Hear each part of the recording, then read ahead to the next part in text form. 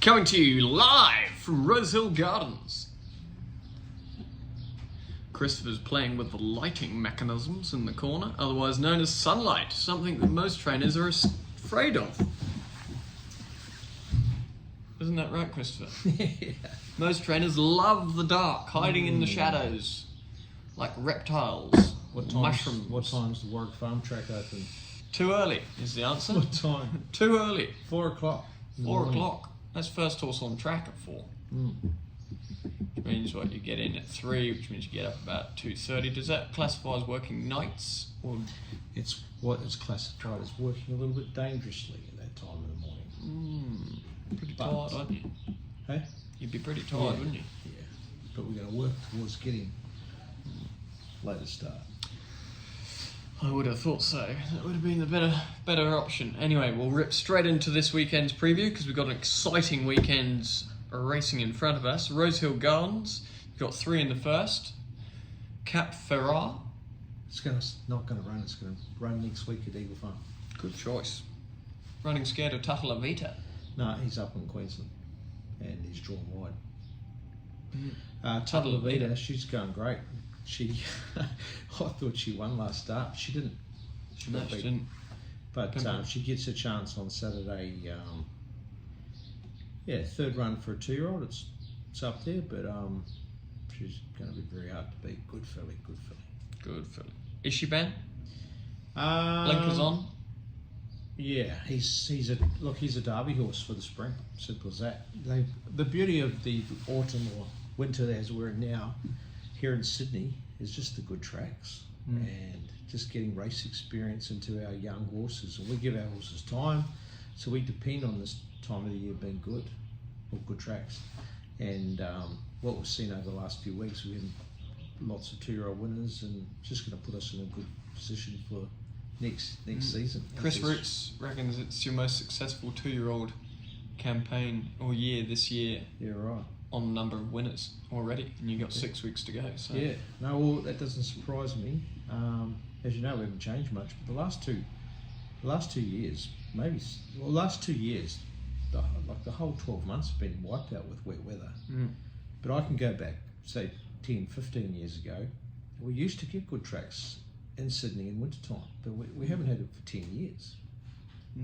We've still had droughts, I feel, for the farmers at the moment, but it's different for training racehorses.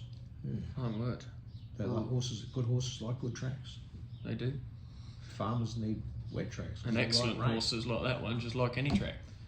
Don't care. No, that one. Right. Yeah, Exactly she right. didn't care.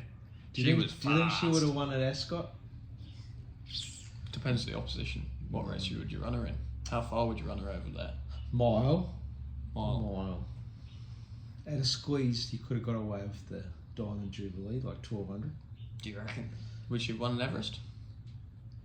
Oh, I don't know. Come on, put your money where your mouth is. Gun to your head.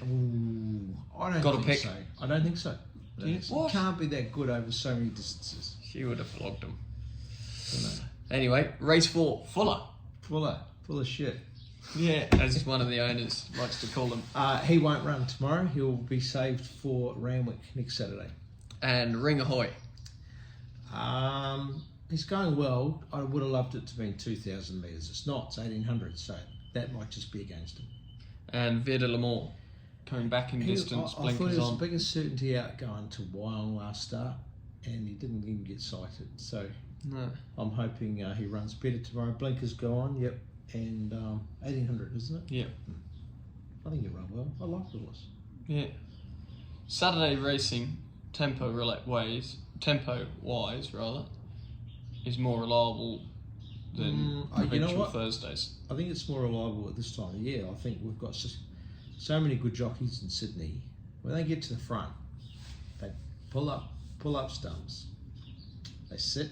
They're great balance riders. They let them run, and they quicken, and they just can't be beaten. And then you get tempo problems. But this time of the year, I think you see when some of the real world-class riders like your Jameses and that are not here.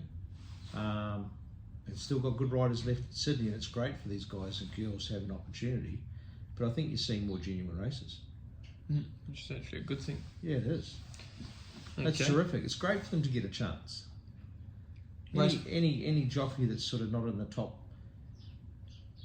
10 gets their chance now to say, hey, I'm still here, or I'm emerging, or My word. I can compete with James when he gets back, and the others. My word.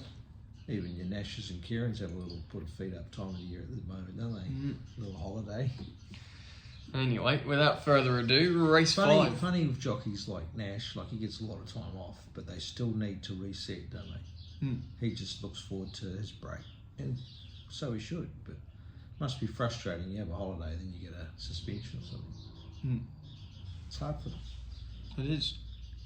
It's not an easy industry. No. No, You know what? 50 racing, 52 keep, weeks a keep year. go on about it. Jockeys in other parts of the world get 10%, eh? Yeah. Not here, only get 5%. Correct. People say, oh, gee, they're well paid in that, but bugger me. It's a tough job. Yeah, it is. It is. Brutal. Especially with lack of loyalty in Sydney. Oh, that's In Australia. harsh. That's It's a bit not. harsh. No, That it's is not. harsh. I'm not agreeing with that. No. Nope. They're about as loyal as a hooker. Huh? Tony Beat, race 5. I think he can. I think he's a winning chance. He just didn't get a clear crack at them last start. Love to see him off the fence, storming down the outside. Estadio Mastella. It was a bit disappointing. Couple of his runs as prep. He's just gone. He's better than that, isn't he? He is much better than that. He's just a bit lost. The horse. He's sort of lost his confidence. So try and get that back into him on Saturday. Okay, you're race 6, number 3, Narito. He'll wait till next week. Ramwick. Better draw. Wave Rider Boy, barrier 4.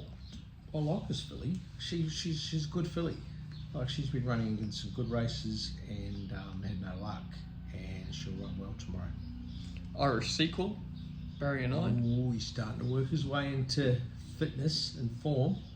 I think 2,000 metres will be a little bit short, but gee, don't lose sight of the source. He's not far away. Lord Ardmore. Disappointing last start, but they went very slow. He got back last Saturday, and they ran home in like 34. And I think he will Go forward here. Yeah, 2,000 metres soft draw, and she'll got some good draws this week. Being very kind to us. That letter you wrote to them. No, I didn't write that. I meant to the barrier gods. Yeah. Yeah. I started doing the Not stats on our barrier draws, and the moment I did that, we've started to get better barriers. Do you think So your computer's hacked? there's something going on? What do they call it? Artificial intelligence. There's Something's happening. something's going on. Something's in the water. Anyway, Bold Mac, barrier 1.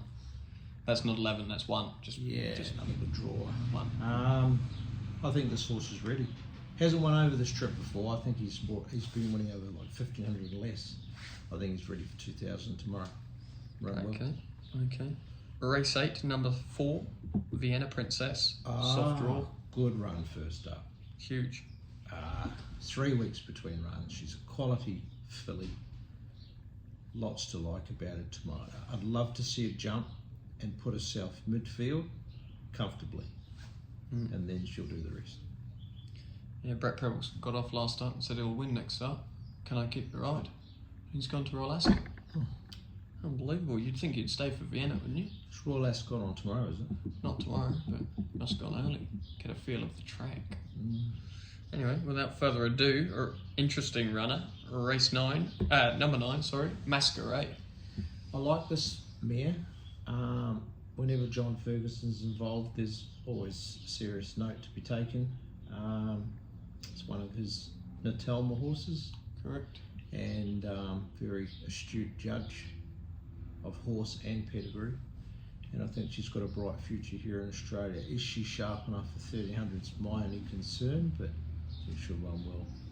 Pretty wild, coming back up in grade to Saturday grade. Just a draw, tricky draw. So I think Amy McLucas. Yep. It's 3 kilos off. Yep. Just try and find a spot there where we can. It was a better run last start, wasn't it? Much better. Much better. Like to see a soft track, but that won't be happening tomorrow. Fear Naught, third up, needs to lift. She does. Yeah, she does. So I think just hope for the best there. Her run last start wasn't that bad. But if there's good speed on, she's definitely a top 5 chance. I know they don't pay back for 5th, but she won't be far away if They there's do if speed you're on. the owner. Yeah. Race 9, number 1, last start winner, Robusto. Look, it was a gem of a ride last start, but the horses are decent. Horse is a 3-year-old. He's got top weight. Does. Yeah. So he's obviously a pretty handy horse, and he's racing against winter horses, so he won't be far away. Okay, and then into the lucky last, Gracie Starla. Barrier 6. Should have won last start. It was a terrific Shoulda, coulda, first woulda. run. So he gets his chance tomorrow. Okay. 1300 is a touch short, but he's got a nice soft draw. He'll just go bang, late. Perfect. Last 200. Good. Great day to Through finish. Charlie's eyes. Well, I went Tata and she got rolled last start, but I'm happy to Oh. stick with her into Vienna. Oh, double. And if you don't like Vienna, then go into Masquerade for a place. Win into a place. Good. Because they're in the same race. Parramatta. Yeah, they'll flog Manly tomorrow. Yeah. Yeah, they'll absolutely floor with them. Kenya Dior at Richmond Dogs tonight. Right. Got a busy weekend of sport. My word, it's exciting to be alive. Don't you forget it.